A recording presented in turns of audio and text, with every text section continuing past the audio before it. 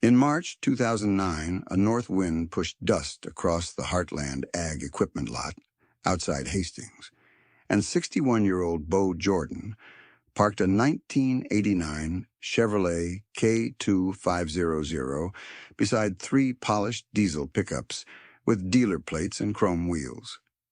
Bo's truck had 312,000 miles on the odometer, rust eaten through both rocker panels, and baling twine looped twice through the tailgate latches to keep it closed.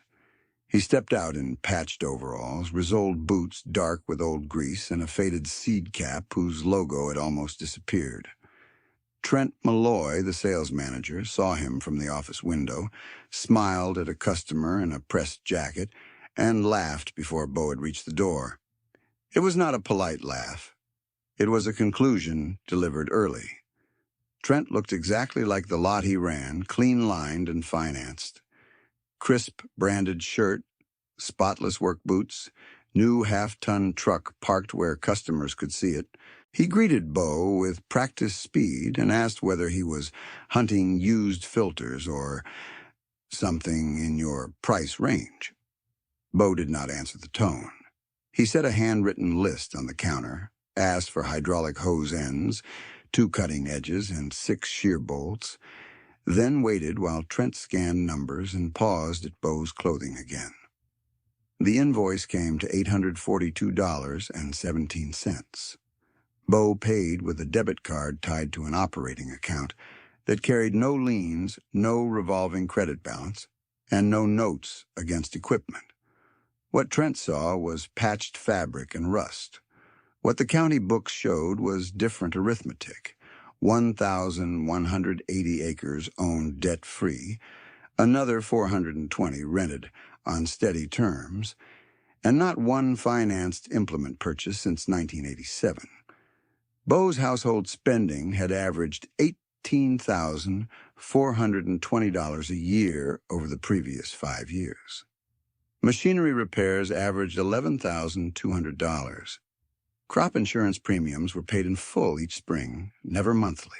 He held a rolling 12-month reserve equal to fertilizer, diesel, and property tax obligations, calculated each January and adjusted by receipts, not optimism. Behind his machine shed sat a 10-ton Reynolds pull scraper he had bought at a retirement auction in 1999 for $3,800 cash, then left to weather for a decade under cottonwood shade. Neighbors called it forgotten iron. Bo called it timing. Tools wait, he said once, when asked why it sat there. Debt does not. That sentence had a history behind it, and the history had dates. In September 1983, when Bo was 35, he stood at the edge of his Uncle Warren Jordan's farm auction and watched 320 acres split into parcels under a gray sky and a fast chant. Warren had borrowed variable operating debt in the late boom years, then rolled short notes into longer notes when rates climbed. By the summer before the sale, one reset moved above 16%. Interest did what drought could not. It turned a working farm into a liquidation schedule. Bo remembered his aunt folding a feed bill into her coat pocket as if paper could be hidden from arithmetic. He also remembered Warren speaking without bitterness, telling Bo, "The land can raise crops. It cannot raise interest payments." That sentence followed him longer than any machinery manual. By 1986, Bo had saved enough and bought his first 80 acres for $64,000.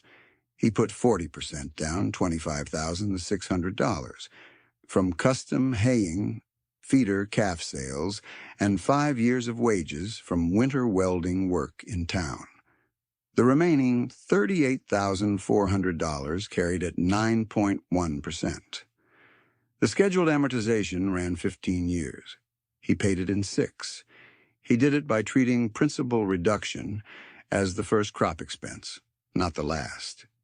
In years when corn went above his planning price, the extra bushel value went straight to debt, never to lifestyle upgrades. In low-price years, he cut purchases before he cut principal. His ledger from those early years still sat in a steel drawer wrapped in wax paper, and the pages read like a private doctrine. 1986. Bought 80 acres, $64,000, down payment $25,600, balance $38,400 at 9.1%. 1987. Paid $9,100 principal, $3,224 interest, skipped pickup replacement. 1988. Paid $8,400 principal, rebuilt planter meters for $620. 1989. Paid $7,600 principal, bought the Chevrolet K2500 used for $6,800 cash. 1990. Paid $6,400 principal. Prepaid crop insurance by April 3rd. 1991. Paid $6,900 principal, no machinery notes, no revolving credit. 1992. Lien release recorded, 6 years total, deed clear at age 44. The pattern continued because Bo made it mechanical. If a decision added fixed payments, he assumed weather would punish it. If a purchase could be delayed one season without reducing yield materially, he delayed it. If repairs restored 90% function for 10% cost, he repaired. He was not romantic about old equipment. He was skeptical of fixed obligations that survived bad years better than farmers did. By the second week of April 1999, that skepticism put him on a retirement auction lot near Roseland, where the Reynolds scraper sat with faded paint, weather cracks in 2 tires, and surface rust around the bowl pivots. Bidding stalled at $3,500. Bo paid $3,800 after fees and arranged a tow for $240. He parked it behind his shed and did nearly nothing to it for years beyond grease and periodic movement so the bearings would not seize. Neighbors saw neglect. Bo saw optional capacity. He had contour maps from extension meetings rolled in a tube above his workbench, and old survey stakes bundled beside the welder. He did not need the scraper that year. He expected to need it eventually. A similar calculation shaped his combine decision in 2004. A dealer package offered a late model unit, priced at $198,000, with financing spread over 7 years at 6.8%. The annual payment sheet showed $35,508 before insurance and service. Total outlay would have exceeded $248,000 if the note carried to term. Bo declined. He bought a used machine at auction for $9,800, put $4,400 into bearings, belts, and concave work, then paid a local mechanic $5,000 for pump and feeder house labor. Total cost, $14,200. It was slower by acres per hour and louder in the cab, but it harvested grain without creating 7 years of mandatory payments. His home economics were as plain as his machinery. Annual household figures were written on a legal pad every winter. Property taxes on homestead, $2,860. Utilities, $3,120. Food, $6,240. Clothing and boots, $540. Truck fuel and registration, $2,030. Health premiums and out-of-pocket care, $2,780. Church and local giving, $850. Total $18,420. He and his wife Marlene kept the same kitchen table for 32 years. The same cast iron pans, the same repaired porch steps. Marlene tracked pantry inventory like a quartermaster and canned enough each August to flatten grocery costs through winter. Neither of them treated frugality as identity. It was simply margin. By 2008, Bo's reserve policy had become precise. Fertilizer commitments projected at $146,300, diesel budget $54,800, property taxes across owned ground $40,200. He rounded up and held $242,000 in liquid reserve before making any discretionary machinery decision. In good years, reserves stayed intact and surplus bought either land or flexibility. In weaker years, reserve prevented forced borrowing.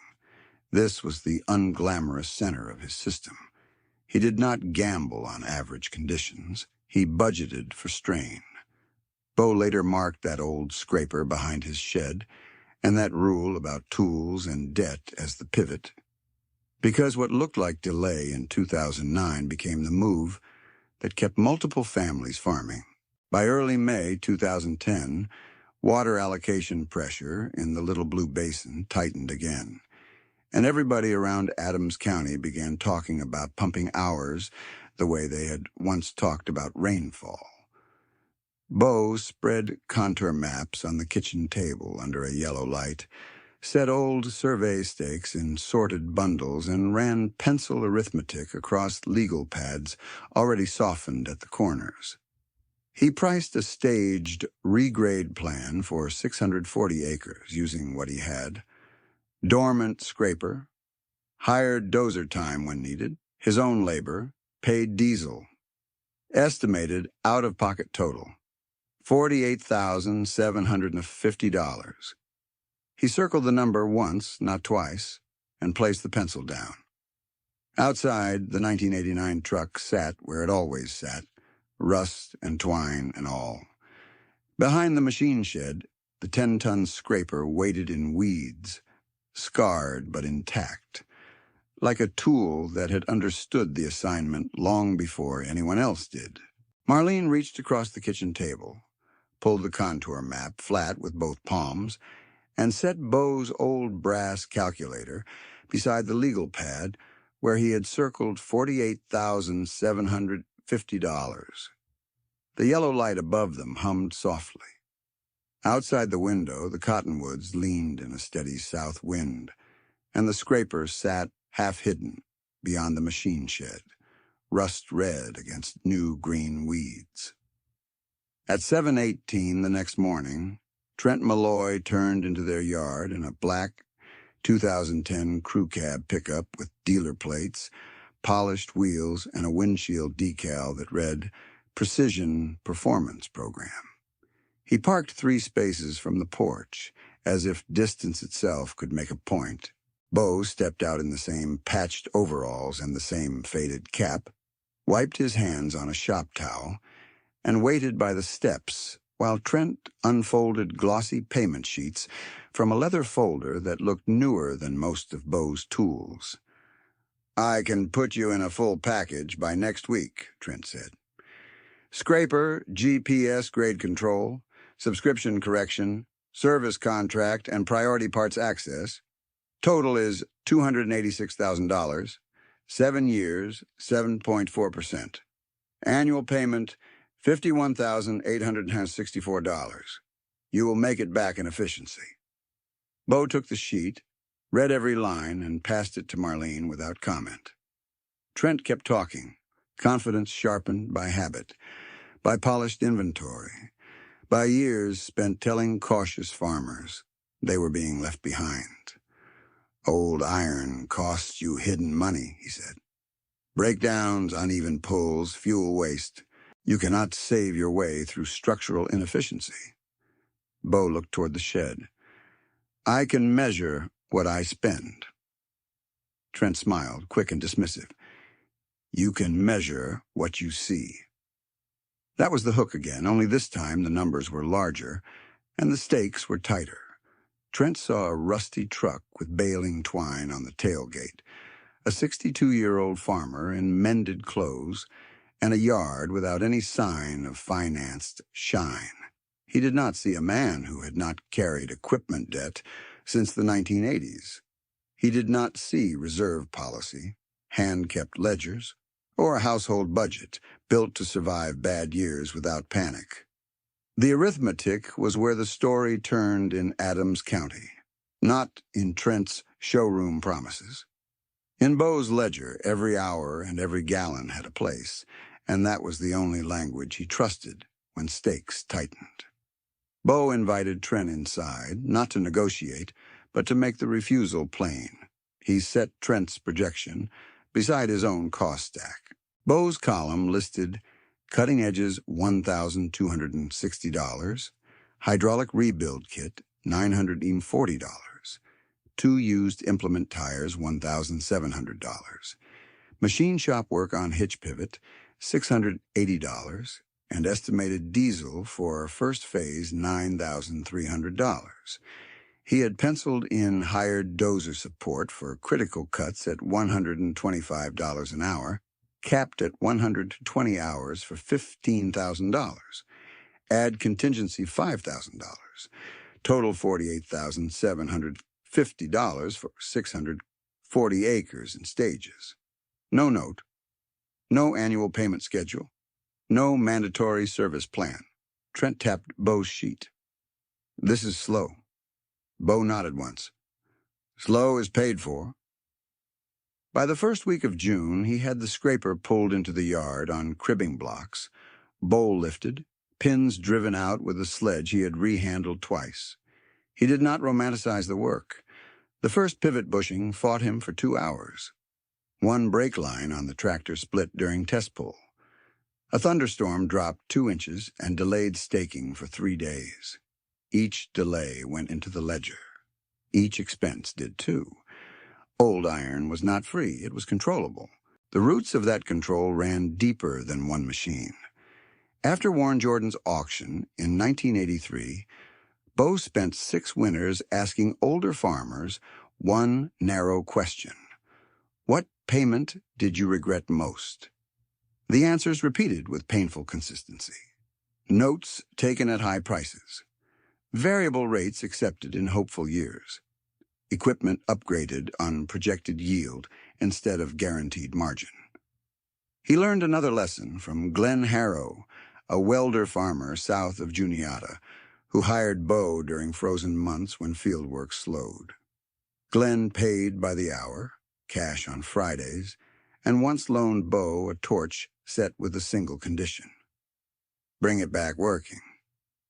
Glenn died in 2001, but Bo still kept that phrase on the first page of every yearly ledger. Return it working. Land, machinery, marriage, reputation. Return it working.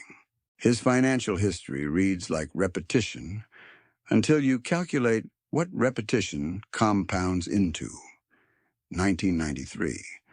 Bought 40 acres at $815 an acre. Total $32,600, paid $12,000 down, cleared balance in 30 months.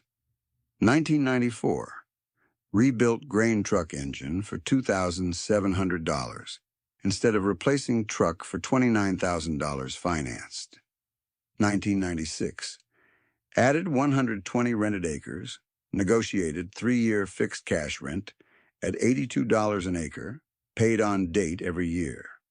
1998, set first formal reserve target at $120,000 based on input and tax exposure. 1999, bought Reynolds scraper for $3,800 cash and parked it. 2001, passed on financed sprayer package, hired custom application at $9.75 per acre for 2 seasons. 2003, bought used sprayer for $11,800 cash when custom rates rose. 2004, rebuilt combine path for $14,200 instead of $198,000 note. 2006, acquired adjoining 160 acres for $212,000 cash after 2-year savings plan. 2008, increased liquid reserve to $242,000 as fertilizer and diesel volatility widened. No single line transformed his operation. The framework did. He assumed that weather, price, and rates would eventually align against him. Consequently, he treated debt reduction as risk reduction, not moral theater. The resulting tension in his life was constant. Slower visible progress, fewer new machines, more repair hours, and regular social pressure from people who mistook appearance for fragility. 3 days after Trent's yard visit, Bo and Marlene held another table session, this time with field slope notes in quarter-inch increments. Marlene read out parcel identifiers while Bo assigned work order by drainage priority. North quarter first, then east slope, then the low bowl near the county line where ponding always stole stand counts. They projected 220 acres first year, 240 second year, 180 final pass, and refinements. He estimated fuel at 1.8 gallons per acre, equivalent across pulls and support work. She wrote a hard stop line under each phase. No borrowed operating money permitted for grading work, even if weather compressed windows. Their household discipline made that decision possible. In 2010 dollars, annual home spending still sat under $19,000. No vacation debt, no recreational loan payments, no monthly subscriptions beyond utilities, and one local newspaper. Clothing budget for both of them, $620. Home maintenance averaged $1,400 because Bo did most of it himself and traded labor with a neighbor for electrical updates. They were not living deprived lives. They were living unleveraged lives. By late July, the first 87 acres were rough graded and laser checked. Water spread cleaner across rows, pump cycles shortened. The improvements were visible, but the verdict from town remained split. Some called him disciplined. Some called him stubborn. Trent kept working the county with urgency language and polished spreadsheets. At the co-op counter one morning, he told a group, within Bo's hearing, "You cannot wrench your way into modern margins." Bo bought chain lube, paid, and left. The pressure around him was not imaginary. Eli Pritchard, 2 miles east, had expanded fast between 2006 and 2008, carrying $1.12 million across operating lines and equipment notes tied to optimistic corn assumptions.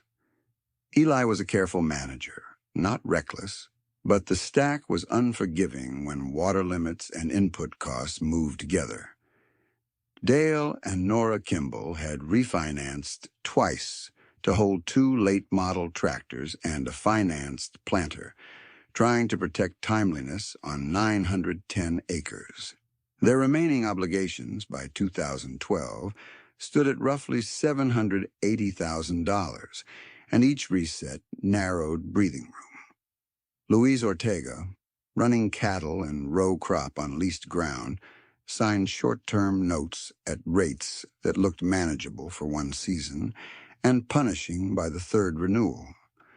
His balances climbed toward $406,000 before he sold his herd to stop the bleed. Bo did not lecture them. He offered paperwork and labor. He showed Eli his own grade logs. He gave Dale and Nora his cost sheet template with fixed and variable columns separated clearly. He sat with Luis in the pickup cab one humid evening and walked through debt service per acre under 3 price scenarios.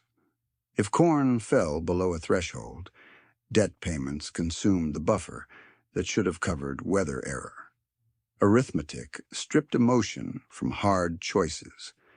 That question followed people from the co-op counter to kitchen tables across the county. As pressure rose, choices split between appearances and survivability, and the answers arrived in signed notes, sold herds, and fields reworked one pass at a time. In August 2013, at a banker meeting in Hastings, Trent arrived with updated projections and the same confidence he had carried into Bo's yard. Neutral parties filled the room. Loan officers, appraisers, 2 extension staff, and farmers who had begun to understand that one bad refinancing decision could erase a generation of work. Trent laid out financed grading packages and life cycle service assumptions, then positioned Bo's path as false economy. Bo waited until Trent finished, then placed 5 years of field logs and cost summaries on the table. His numbers were simple and traceable. Total grading and correction costs on his first blocks, including repairs and hired support, averaged $76 per acre. Trent's package, when equipment cost, interest, subscription fees, and service were carried through full term, ran near $412 per acre. Efficiency gains mattered, Bo said quietly. But payment pressure mattered more. No speech, just columns. One loan officer checked the math twice and leaned back without speaking. An extension specialist asked for copies of Bo's logs. Trent challenged assumptions about labor valuation. Bo agreed labor had value and showed his adjusted sheet with labor charged at $28 an hour. Cost rose. The gap remained wide. In that moment, the room shifted from brand argument to cash flow argument. Trent's authority did not vanish, but it cracked. By harvest that year, drought stress exposed every weak decision across the basin. County average corn settled near 142 bushels per acre. On Bo's regraded acres with cleaner water distribution and lower runoff losses, fields averaged 171. Pumping hours dropped 31% from his baseline. Diesel use fell enough to save $18,400 across the season. Those figures did not make him invulnerable. They made him liquid when others were cornered. He used that margin outward. In November, Bo drafted simple one-page use agreements for the scraper and laser receiver. 0 interest. Borrower covers diesel and routine wear parts. In return, each participant submits a written debt reduction target by year-end and a quarterly update. Eli signed first, hand shaking slightly. Dale and Nora signed together. Luis signed last, then stayed at the table an extra minute, staring at the line where interest rate would normally appear and finding it blank. The machine behind Bo's shed no longer looked abandoned. It looked reassigned. And in Adams County, where people had once laughed at rust and twine, the old scraper began leveling more than fields. It started leveling options.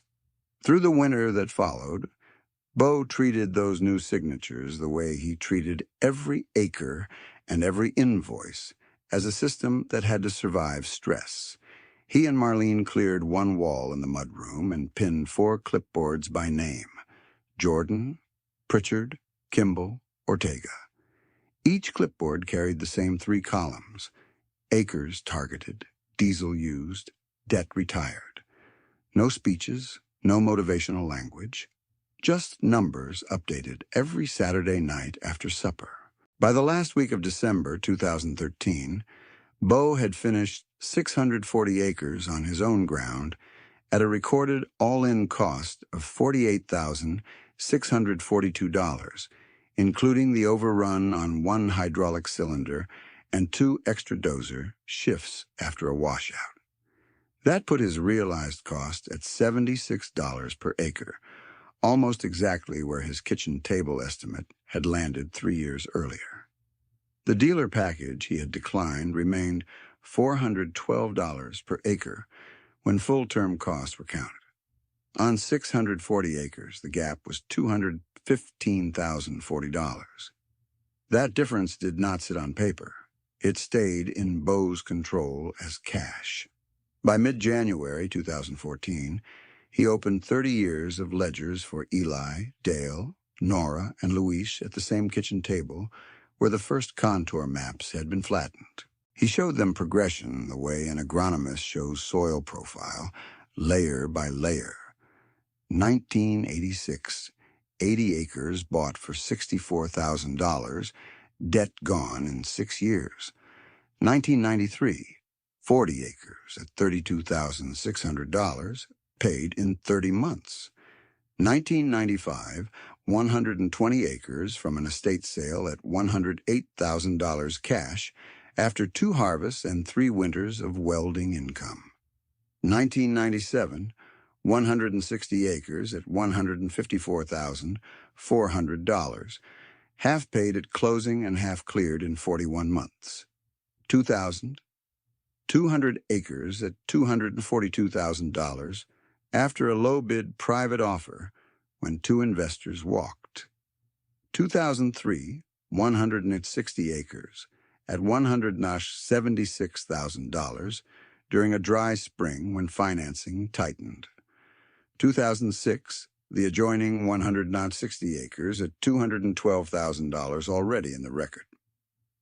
2007, 140 acres at $224,000 from a retiring cattle family who prioritized a local buyer with immediate funds.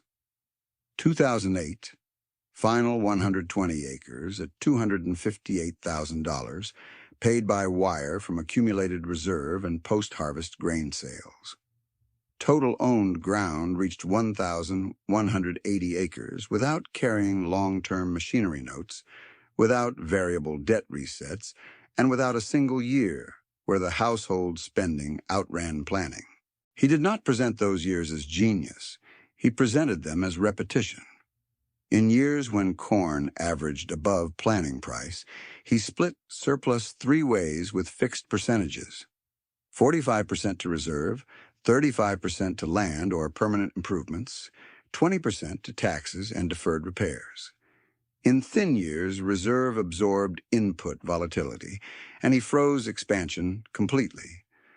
By his own worksheets, from 1998 through 2013, his average annual farm-free cash after input costs and taxes came to $287,400. Of that amount, he retained an average of $168,900 each year. Compounded through disciplined reinvestment and debt-free land accumulation, that retention became structural strength. At an estimated 2014 average local valuation of $6,100 per acre, 1,180 owned acres represented $7,198,000 in land value alone. Equipment at auction value added roughly $412,000. Grain inventory and prepaid inputs net of obligations added another $356,000. Liquid reserves after the grading program remained above $900,000. No liens sat against any of it. Marlene translated that into plain language while pouring coffee into chipped mugs that had outlasted 3 pickup tires and 1 hail claim. When you do not owe principal and interest every month, she said. Bad seasons stay bad seasons. They do not become endings. Let me stop here and ask you something. When a decision looks slower and less impressive from the road, do you still trust it?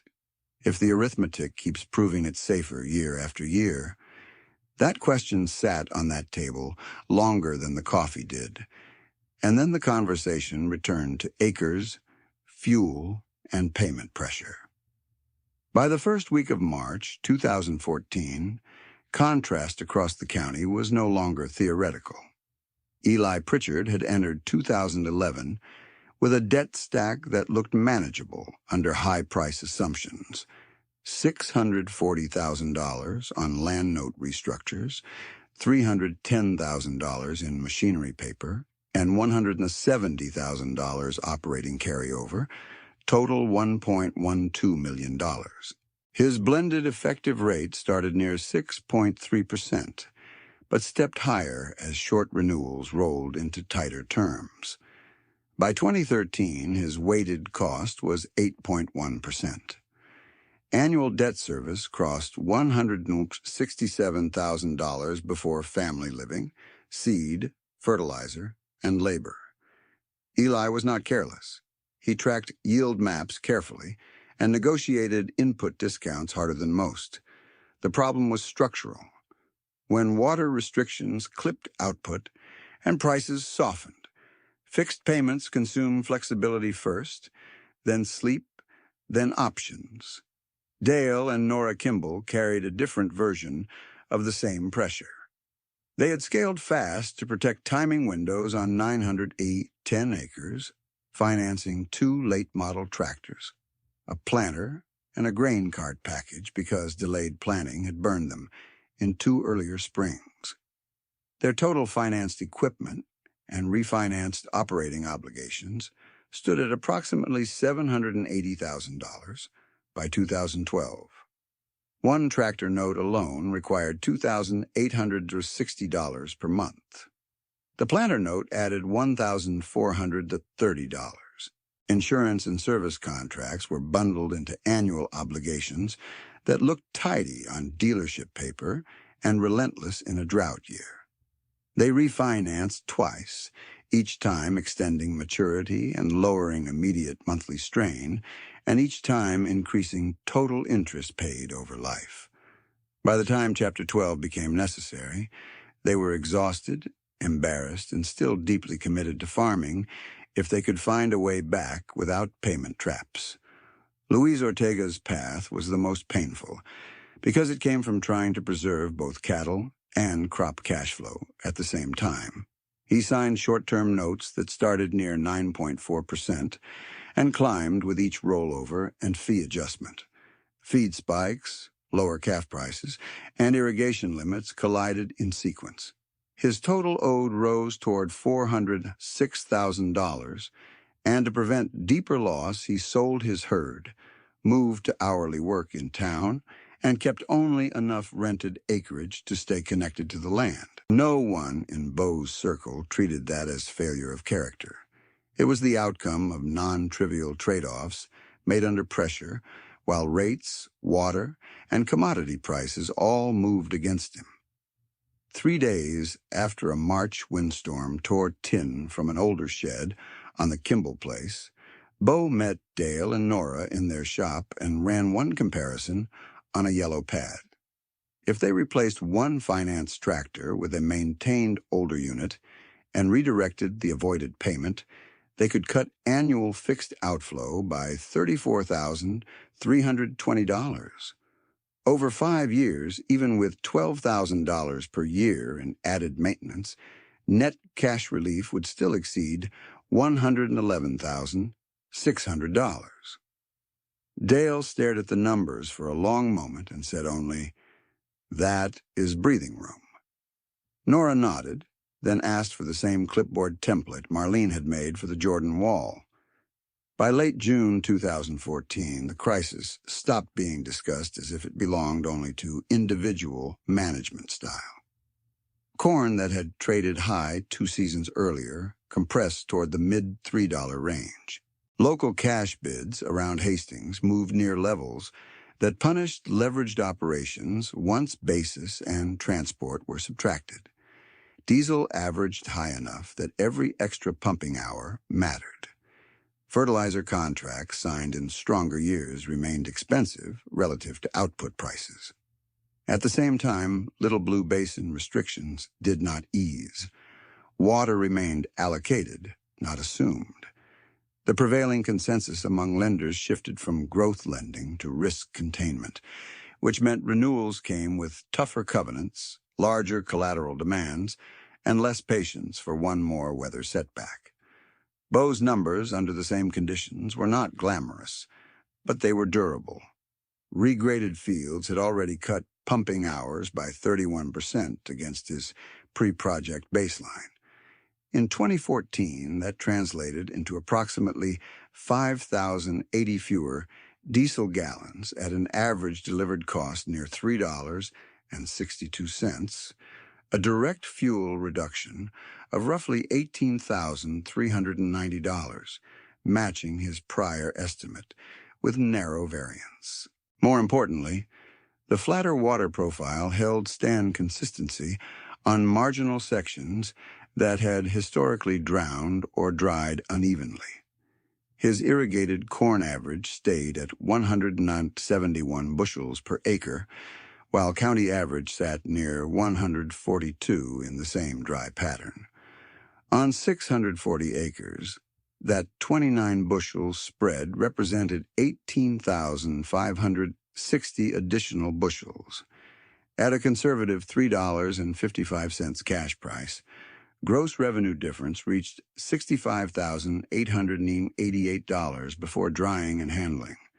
Combined with pumping savings, contour correction protected more than $84,000 in one hard season. By the second week of August 2014, one local bank circulated revised operating terms that raised rates for several at-risk borrowers and required accelerated principal reduction schedules after harvest. Eli's renewal offer came with an effective rate near 8.9% and stricter collateral language. He tried to hold 560 acres, but foreclosure proceedings advanced on the most leveraged parcels. Gone. Foreclosed. Auctioned off. He kept working, kept showing up, and kept his dignity. But the acreage he had built his rotation around was split under court schedule. Dale and Nora filed Chapter 12 to stop a Cascade sale, then negotiated to keep core equipment needed for rented acres while surrendering other financed assets. Luis accepted extra town shifts and farmed nights and weekends to keep his lease current while he began the zero-interest buyback track Bo would later formalize. None of this made Bo triumphant. It made him useful. He spent September evenings checking grade lines on borrowed ground, then helping borrowers translate lender letters into monthly cash targets. He insisted every target be written in plain numbers. Debt service below 20% of gross revenue within 3 years. Reserve of 6 months inputs first, 12 months later. No new note unless it replaced 2 older obligations and lowered total fixed outflow on verified math. When someone brought dealer brochures, he did not mock them. He asked one question. Show me total cash out over full term. By October 2014, the 4-clipboard wall in the Jordan mudroom had become a county rumor, then a county practice. 2 other families copied it, then 4 more. The framework spread not because it was dramatic, but because it was falsifiable. If a line did not improve margin, it came off the page. If it reduced payment pressure, it stayed. Bo's own operation remained visually unchanged to anybody driving by. Same 1989 Chevrolet with twine at the tailgate. Same patched coat in wind season. Same old scraper, now working more months than resting. Paint still scarred under fresh grease. Appearance kept telling one story. Ledger kept telling another. When winter settled in by early December 2014, Trent Malloy requested one more county meeting and brought fresh financing projections, certain that a room full of strained growers would finally choose speed over control. Bo agreed to attend, not to argue brands, but to carry the same files that had already survived drought, rate pressure, and one of the sharpest margin compressions Adams County had seen in years. The meeting took place 4 nights later in the lower room of the Adams County Extension Building. Metal chairs in 6 uneven rows, coffee cooling in foam cups, loan packets stacked beside seed caps on a folding table near the wall. Trent stood at the front with a projector and a sequence of polished slides titled Water Efficiency Modernization Pathway, each page moving from urgency to payment schedule, with the same practiced rhythm Bo had heard in his yard years earlier. Trent did not mention Bo at first. He spoke in categories. Legacy operators, deferred maintenance risk, technology gap exposure. Then he advanced to the final section and made it personal, without saying the word personal. You can run old equipment on your own acres if you want, he said, palms open, voice measured. But once you start talking about multi-farm contour work, shared drainage, and cooperative scheduling, you need structured capital. Otherwise, one breakdown wipes out everyone's timeline. Heads turned toward Bo. He sat in the second row, coat still patched at the left elbow, legal pad on his knee, no folder, no presentation. Dale and Nora Kimball sat 3 chairs behind him. Luis Ortega leaned against the back wall. Eli Pritchard took the end seat near the aisle, hands folded tight enough to pale his knuckles. Trent clicked to the financing slide. Cooperative package, total, $612,000. Blended rate, 7.1%. Term, 9 years. Annual payment, $92,700, $44, excluding fuel, operator labor, and site-specific drainage materials. He let the number linger on the wall. Bo waited until the room went quiet, then asked one question. What is total cash out, full term, with service and subscriptions? Trent answered, and he answered accurately. Approximately $834,000, depending on annual usage and variable support costs. Bo nodded once and wrote nothing. By the 3rd week of January 2015, the county had shifted from argument to triage. 2 additional operators had received covenant notices. One landlord had moved rent due dates forward by 30 days. Bo spent his mornings hauling corn and his afternoons checking grade stakes on parcels that had signed the zero-interest use agreements. At night, Marlene added fresh lines to the mudroom clipboards. On Eli's sheet, diesel use per corrected acre trended down. On the Kimball sheet, fixed monthly obligations had dropped after one equipment sale. On Luis's sheet, off-farm wages were being routed exactly as planned, first to high-rate balances, then to principal. By early April, a foreclosed 160-acre tract north of Juniata was scheduled for public improvement auction in October, bundled with drainage easement work that most bidders viewed as expensive inconvenience. Trent saw an opening and began circulating a revised dealer-backed package tied to that land and adjacent custom grading contracts. The model assumed immediate scaling with borrowed capital. The monthly pressure was buried in page 12. Bo saw the same notice and circled the date. The auction hall in Hastings filled before 9 on October 14th, 2015, boots tapping dust from concrete, bankers at the side table, clerks lining up bidder cards. Trent arrived in a pressed jacket and worked the room in short, confident conversations, pointing to laminated projections. The county appraiser read terms. The drainage engineer reviewed obligations. When questions opened, Trent stood and asked the one designed to close the argument in public. Can anyone here fund both acquisition and improvements without financing? He said. Or are we finally ready to use capital responsibly? He looked straight at Bo when he said responsibly. Bo rose, walked to the clerk table, and placed 2 cashier checks in clear sleeves so everyone near the front could read them. First check, $240,000 payable to the auction trust account for the 160-acre tract. Second check, $185,000 payable to the county drainage improvement escrow. Total committed on site, $425,000. No contingencies, no lender letter, no note. A silence settled that felt longer than it was.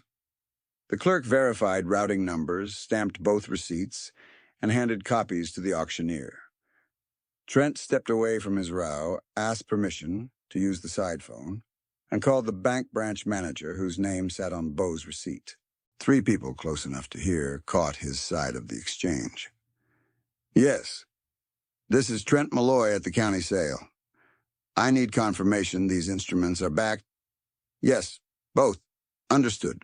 Total liquid position. You are certain.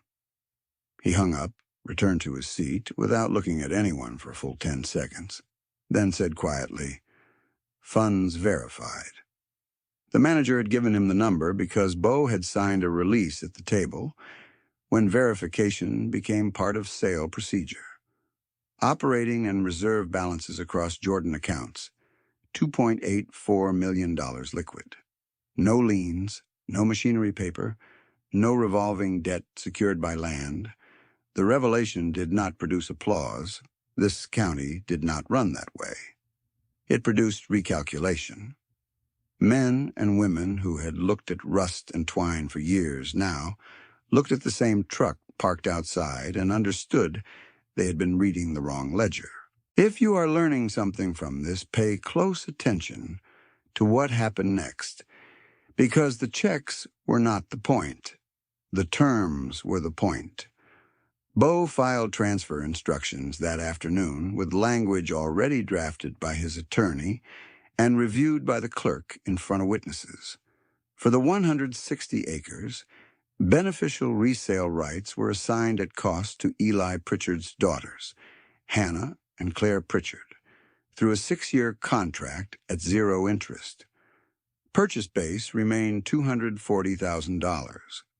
County fees and filing costs added $6,180. Total contract value, $246,180, payable in equal annual installments of $41,030, with a disaster clause allowing one deferred payment in any federally declared drought year. No balloon payment. Title held in trust until completion.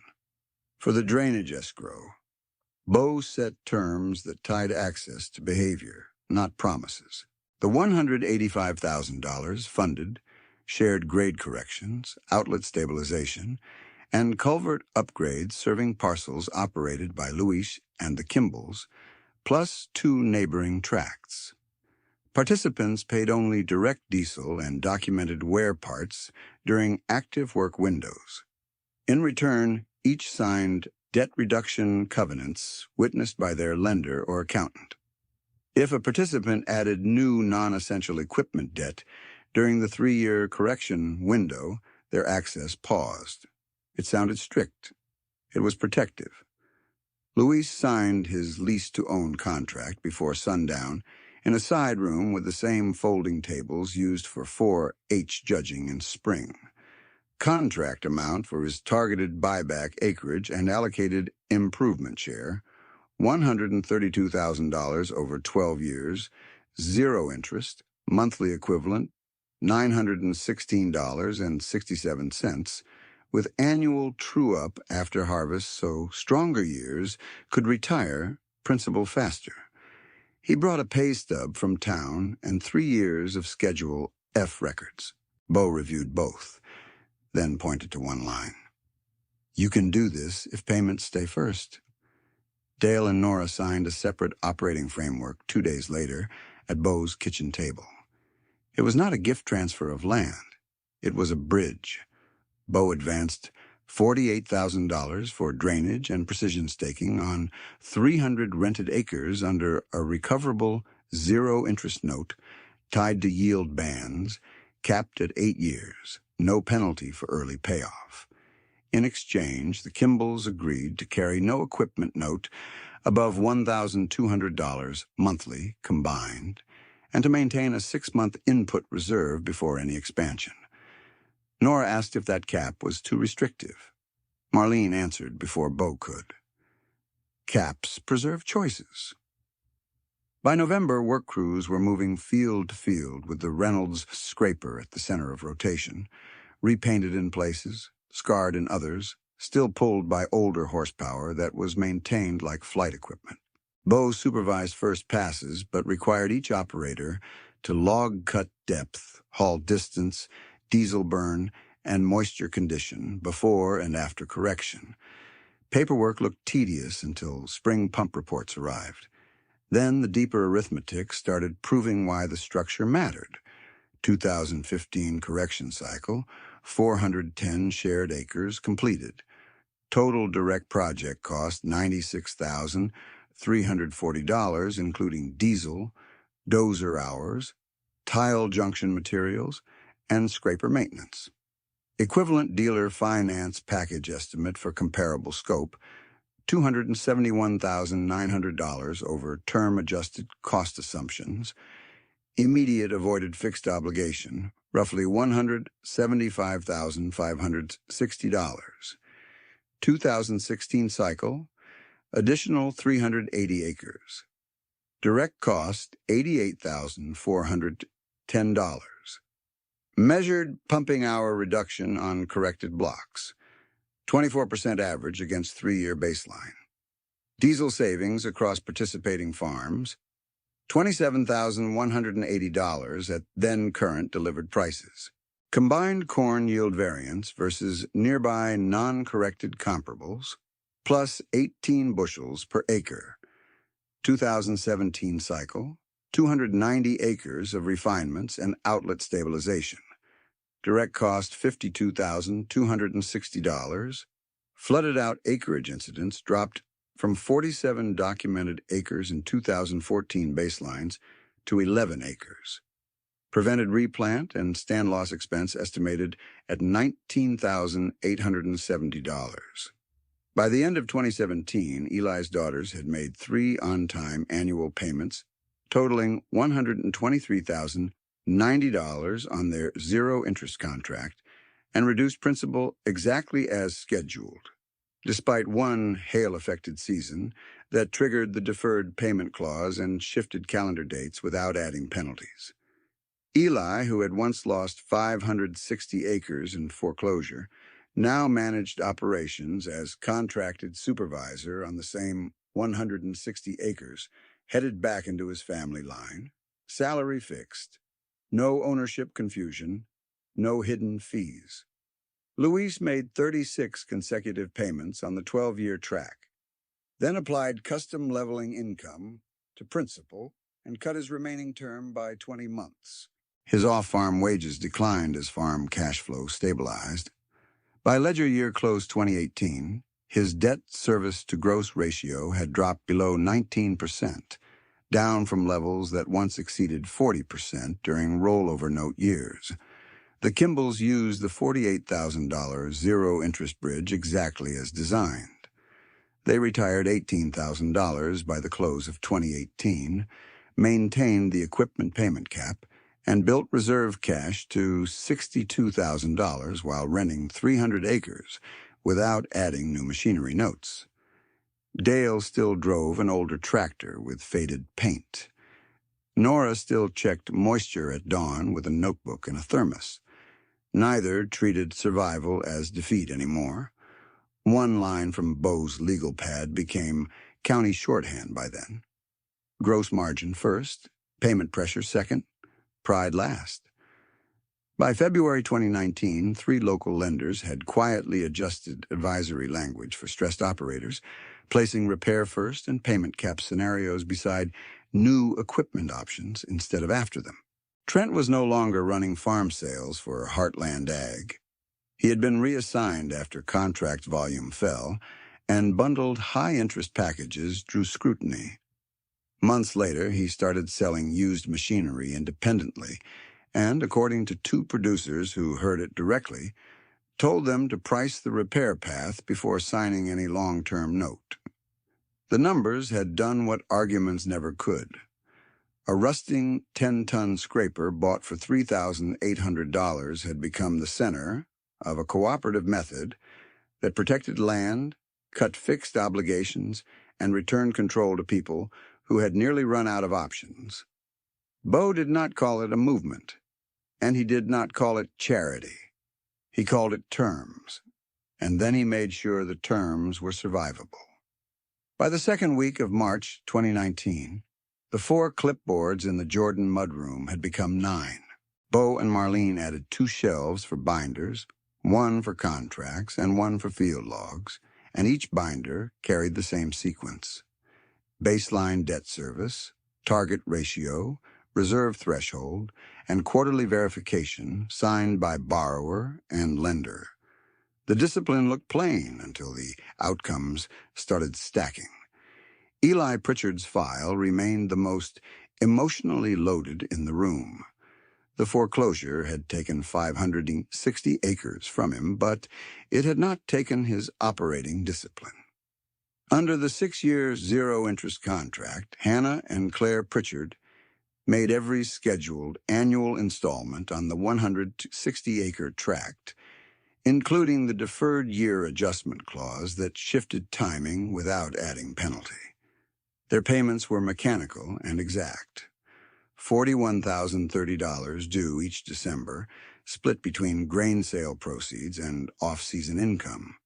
By December 2021, principal and filing costs were fully retired at $246,180 total cash out. No interest drag, no balloon shock at the end. The deed transfer recorded clean. Hannah handled books and input bids. Claire ran irrigation scheduling and marketing calls. Eli remained on salary as operations supervisor through the transfer period, then stepped back to part-time consulting as his daughters took management authority. He did not recover the 560 acres he lost, but his family line returned to ownership, debt-free, on ground that had already been corrected for water efficiency. 3 days after the Pritchard deed filing, Dale and Nora Kimball sat at the same Jordan kitchen table where they had signed the bridge framework and laid out a new 5-year map. Their 300 rented acres were now operating with no equipment notes, exactly as capped. The $48,000 zero-interest drainage and staking advance was repaid ahead of schedule, with a final transfer of $6,000 in November 2020 after 4 harvests and 1 custom hay season.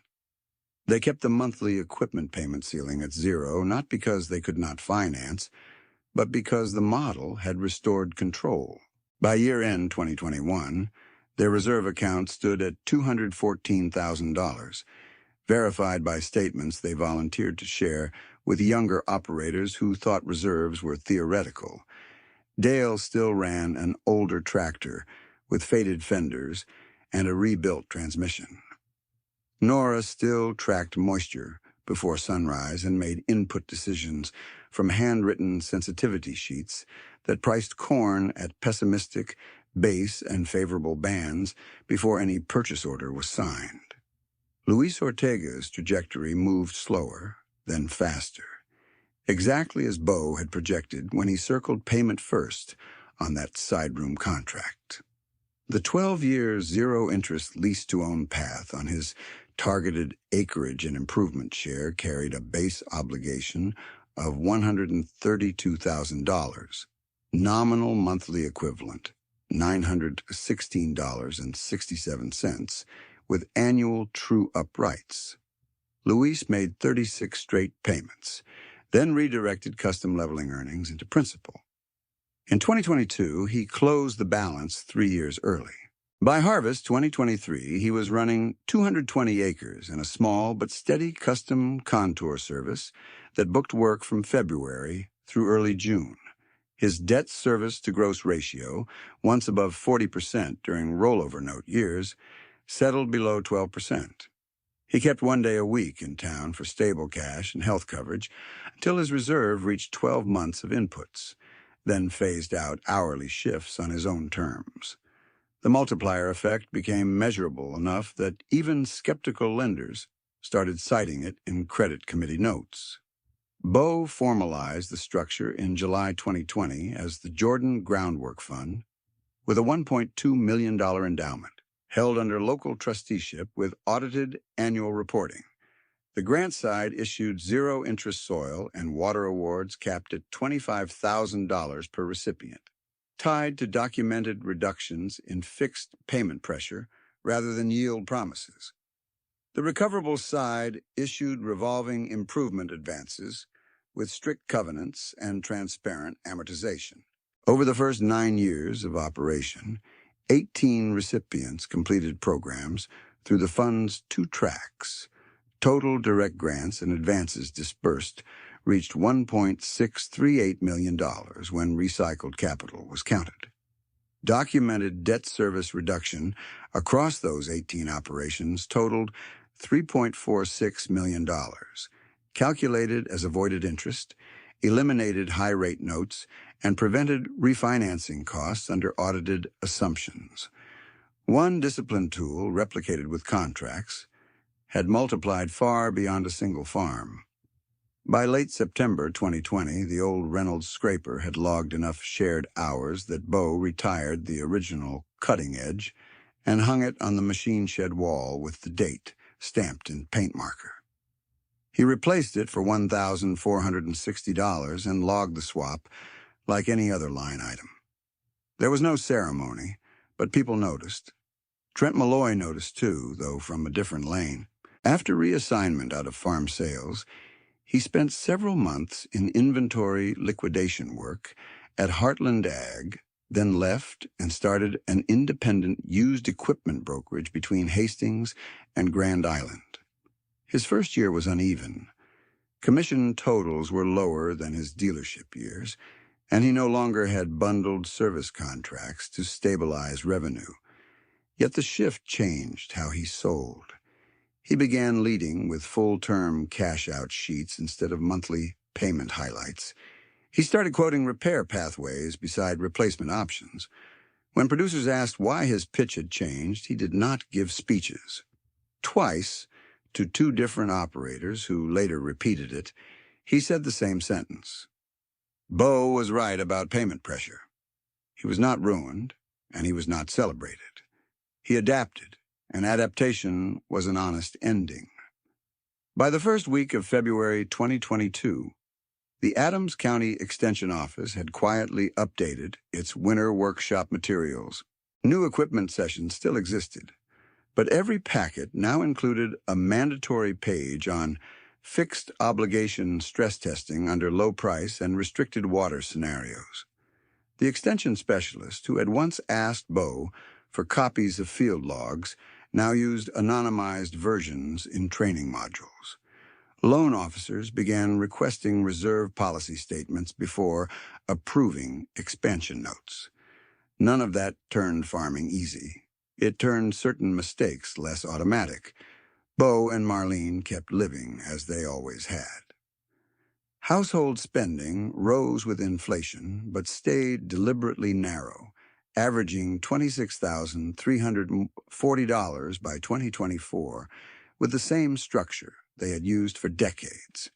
Utilities, food, clothing, fuel, healthcare, property tax, giving. The 1989 Chevrolet K2500 remained in service, now beyond 346,000 miles, still rusted through the rocker panels, still using a repaired tailgate latch that retained one loop of baling twine as backup. Bo replaced what mattered mechanically and ignored what did not. Their farmhouse still had the same kitchen table, same pans, and one extra filing cabinet for fund audits. In May 2024, at age 76, Bo shifted primary field operations to a reduced schedule and handed day-to-day cropping decisions on several blocks to a small local team he had mentored through the fund's contract discipline track. He did not retire in a ceremonial sense. He narrowed his role to oversight, contract review, and final sign-off on grants. Marlene chaired trustee meetings with the same calm she had brought to pantry ledgers 40 years earlier. She insisted every award include a line for reserve rebuilding before any discretionary expansion, and the board adopted it as policy.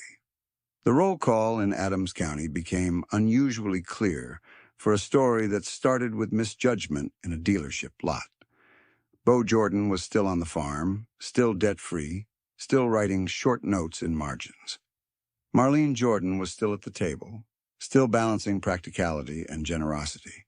Eli Pritchard was no longer carrying ownership risk he could not service and was finally sleeping through most nights, working advisory hours during planting and harvest. Hannah Pritchard and Claire Pritchard own 160 acres, free and clear, and operated with conservative leverage limits written into their own bylaws. Dale Kimball and Nora Kimball were still renting 300 acres, still note-free on machinery, still maintaining a 6-month reserve floor that often sat higher. Luis Ortega was now owner-operator on 220 acres, running custom leveling routes that helped other growers cut pumping hours without borrowing into fragile terms. Trent Malloy was still in agriculture, now selling used machinery with repair-first comparisons and fewer promises built on urgency. Warren Jordan had passed years earlier, but his sentence about interest outlived him in every binder Bo maintained. Glenn Harrow was gone as well, yet Return It Working remained printed at the top of each annual worksheet. If you want more stories where arithmetic beats appearances, subscribe now, because the pattern keeps repeating in counties that rarely make headlines. If this story made you rethink one financial habit, comment with the exact rule you would put on your own kitchen table and why. Share this with one person who looks successful from the road but feels trapped by monthly payments because they may need a different framework more than a bigger machine. By early dusk that evening, wind moved through dry corn stubble west of Hastings, and the yard at the Jordan place looked almost unchanged from the day Trent first laughed. The 1989 truck sat angled by the shed, scarred and useful. The Reynolds 10-ton scraper stood nearby, repainted but visibly marked by decades of work, hydraulic lines clean, cutting-edge square, hitch greased. Nothing about the scene advertised wealth. County records, fund audits, and paid-off deeds told the other story. The poorest-looking man in the room had not tried to win an argument. He had reduced payment pressure until families could keep their land, then taught them to do the same for someone else. The poorest-looking man in the room had not tried to win an argument. He had reduced payment pressure until families could keep their land, then taught them to do the same for someone else. On March 18th, 2025, rain ticked against the Jordan kitchen windows while 9 people sat around the same table that had held the first contour maps in 2010. Marlene set out binders in a neat line, green tabs for completed contracts, blue tabs for active agreements, yellow tabs for grant audits. Bo placed his brass calculator beside the coffee pot, the same one he had used when Trent first brought the $286,000 package sheet to their yard. Nobody called the room a ceremony. It was the annual compliance meeting for the Jordan Groundwork Fund, and every number had to reconcile before supper. Hannah Pritchard spoke first. She slid a ledger forward and kept her voice level. 160 acres. No lien. Reserve at $138,400 after input prepay.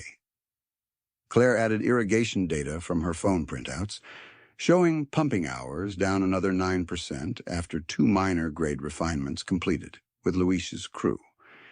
Eli listened without interrupting, then passed Bo a handwritten note with one line: salary reduced by owner request, effective this crop year.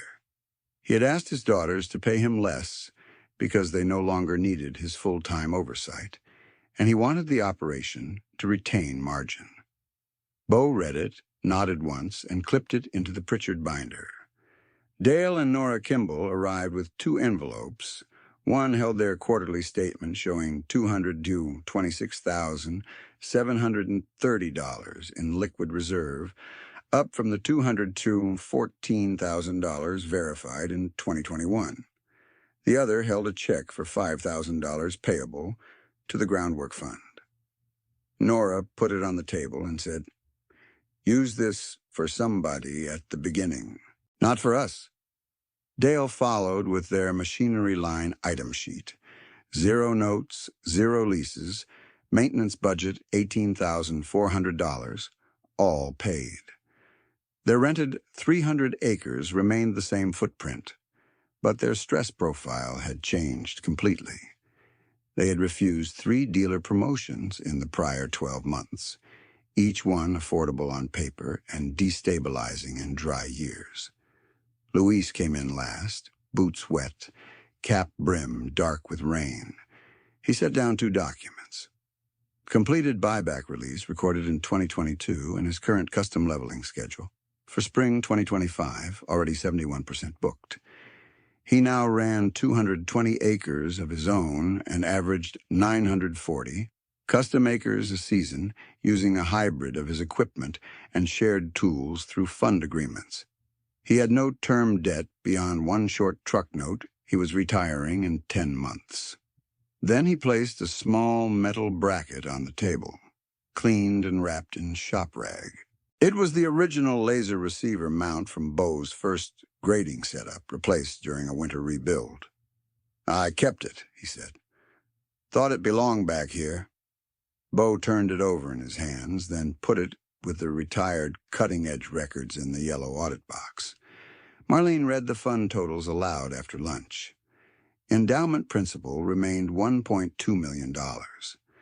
Disbursements and recoverable advances since inception totaled $1.638 million with recycled capital. 18 completed recipient operations still stood as the audited cohort, and cumulative documented debt service reduction remained $3.46 million, unchanged because the outside accounting firm had not closed the new cycle yet. 6 active operations were on pace to add another $740,000 in avoided interest and eliminated high-rate debt by 2027 if they held covenant discipline. The multiplier was no longer a hopeful projection. It was visible in deeds, reserve statements, and annual payment sheets that no longer carried predatory rates. 3 days later, Bo drove the 1989 Chevrolet into town for a parts run. Baling twine still looped once around the tailgate latch as backup even after a repaired clasp. He stopped at Trent Malloy's used equipment lot on the edge of Hastings because Louise had asked about a rebuilt grain cart there. Trent stood beside a 2007 tractor with faded paint and greeted Bo without performance. His business sign was plain, no chrome slogans, no financing banners larger than the price tags. A young operator was already on the lot, worried about replacing a planter before corn season. Trent had 2 quotes printed. One was for a newer financed unit at 8.2% with 7 years of payments totaling $186,400. The other was for a used unit plus meter rebuild, total cash path $48,200 if done in phases with local shop labor. Trent handed over both sheets and said, "Run full-term cash out first. If the payment narrows your options in a dry year, do not do it." The operator asked which one Trent would choose. Trent glanced toward Bo's truck, then back to the paper. "The one that leaves you room to breathe." After the customer left, Trent walked with Bo to the grain cart and spoke quietly. "I laughed that day in 2009. I was wrong." Bo checked the tire sidewalls and answered without drama. "You changed your sheet." Trent gave a short nod. His 2024 commissions had been lower than his dealership peak, but his lot lease was paid, and he carried no floor plan debt larger than 90-day inventory rotations. He was still selling machinery. He was simply no longer selling pressure as progress. That was his resolution, practical and complete. By the first week of November 2025, the Adams County Extension Workshop opened with a new first slide. Fixed obligations decide survivability. The extension specialist, who had once asked Bo for copied logs, now invited him and Marlene to place physical records in the county archive.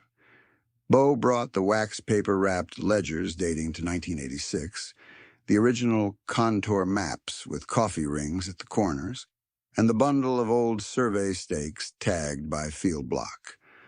Marlene delivered the retired mudroom clipboards, each labeled with start date and completion date. then handed over the yellow box containing the obsolete receiver mount and the old cutting-edge documentation. The branch manager, who had verified Bo's cashier checks at the 2015 auction, had retired the previous spring. His notarized verification note and release copy were already filed with the archive packet, closing the last external contact thread that had started with that public phone call. The room held more than paperwork. It held outcomes with names attached. Bo and Marlene were both alive, both still on the farm, both still operating inside the same Reserve First framework. Eli was semi-retired and sleeping through most nights, helping at planting and harvest by choice. Hannah and Claire were full operators on their 160 acres, debt-free and strict about fixed-cost ceilings. Dale and Nora continued renting 300 acres with no equipment notes and reserves above 6 months year-round.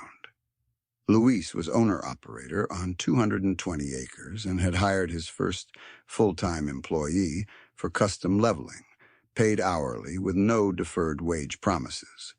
Trent was still in agriculture, now known for used equipment comparisons that included repair math on page 1.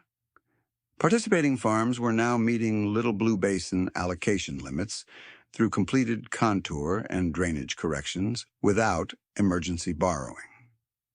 County water allocation pressure had moved from recurring crisis to operationally stabilized planning under the same Reserve First framework. Warren Jordan remained present through one sentence printed on a card inside each archive binder. The land can raise crops. It cannot raise interest payments. Glenn Harrow remained present through another line Bo had typed across the front of the annual worksheet template now used by the fund. Return it working. No one romanticized either man. Their words had survived because the arithmetic behind them kept surviving too. Near dusk, the workshop ended and everyone drove back out to their own chores. Bo turned into his yard under a cold orange sky. The 1989 truck rattled to a stop by the shed, rust unchanged, engine steady. The Reynolds 10-ton scraper stood 20 yards away, repainted and still scarred, hydraulic lines clean, hitch greased, ready for spring allocations. Marlene stepped onto the porch with 2 mugs and waited while Bo shut the gate. He looked over the yard, then toward the fields that had once pooled and burned in the same season, before they were leveled, pass by pass. He did not make a speech. He said the line that had carried through 16 years of scrutiny, drought, foreclosure, repayment and transfer. Tools wait. Debt does not. In Adams County, people repeated it now without irony. They had seen what it meant in bank statements, in calmer kitchens, in deeds recorded free and clear, in a salesman who changed his model, and in families who stayed on land they nearly lost. Appearance had told one story. Arithmetic told the true one.